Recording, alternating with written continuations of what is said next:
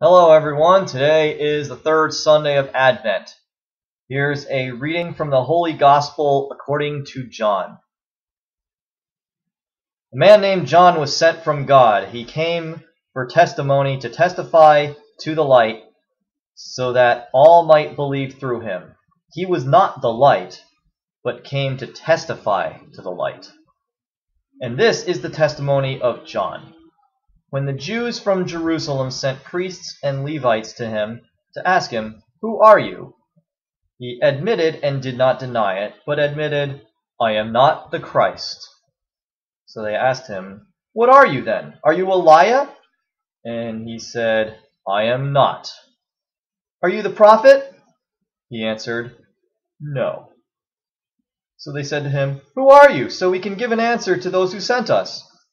What do you have to say for yourself?" He said, "I am the voice of one crying out in the desert, 'Make straight the way of the Lord,' as Isaiah the prophet said."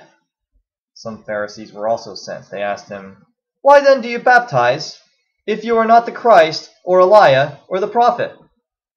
John answered them, "I baptize with water, but there is one among you whom you do not recognize, the one who is coming after me, whose sandal strap I am not worthy to untie." This happened in Bethany across the Jordan, where John was baptizing. The Gospel of the Lord. So once again, it's not about the messenger, it's about the message. Who the messenger is and what his credentials are, those are not relevant. What is more important is what the message itself is. Of course, the people back then, and probably people nowadays, just don't seem to understand that. They're all about, well, who are you? What gives you the right? Who do you think you are telling us all this stuff? And the fact of the matter is, it doesn't matter who's giving the message. In this case, it happens to be John the Baptist, who is neither a prophet nor the Christ. But what's important about him is that he has a good message, regardless of how credible the other people consider him to be. And of course, that's not the point. And what he's doing here is he is preparing the way for the Lord's arrival, and he's urging everyone else to do the same. Now, what we got this year, we're catching a little bit of a break, as you may notice. We are on the third Sunday of Advent, so we're basically 2 weeks into Advent, but we got a full 2 weeks remaining, which is usually not the case. Sometimes you could have as little as only 1 week left when you're on the third Sunday. But because Christmas falls on a Sunday, we caught ourselves a break. Now, if you're a school teacher or a school kid, you're not going to consider it much of a break, because quite literally, your break is about half as long as it potentially could be. It's been a while since I've been involved with that in any way, but it's one of those things that you don't forget.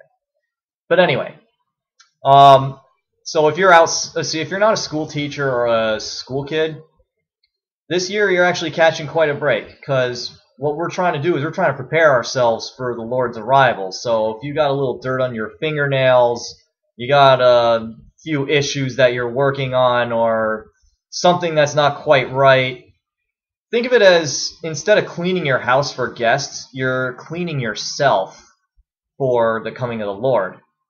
If you are having house guests and you were given a lot more time to clean up than usual, generally you'd be pretty thankful. I know I would be. So what we're getting here is we've got 2 more weeks. We're only halfway through Advent. Not 2/3, but only 1/2 of the way through Advent. So we got plenty of time left to prepare. And of course, that's what John's urging us to do. So this is an opportunity. Like I said before, Advent's a good time to go to confession. And we also get a special treat, because in the 4th week of Advent, you get to go through all the daily Mass readings. I mean, how often does December 19th fall on the 4th week of Advent? Not very often. So sometimes you just don't get those readings at all, even if you go to daily Mass on the last week of Advent. Oh, and that's another thing. Week from now, to 2 weeks from now, good time to go to daily mass if you haven't been doing that very much. Obviously, daily mass is not a requirement, and I clearly do not go very often. But the fourth week of Advent's a good time to get into that, because you got a special treat, you got more opportunity, and you just basically got more time to prepare your place for a guest. All right. Well, I'll see y'all again sometime later. Peace out.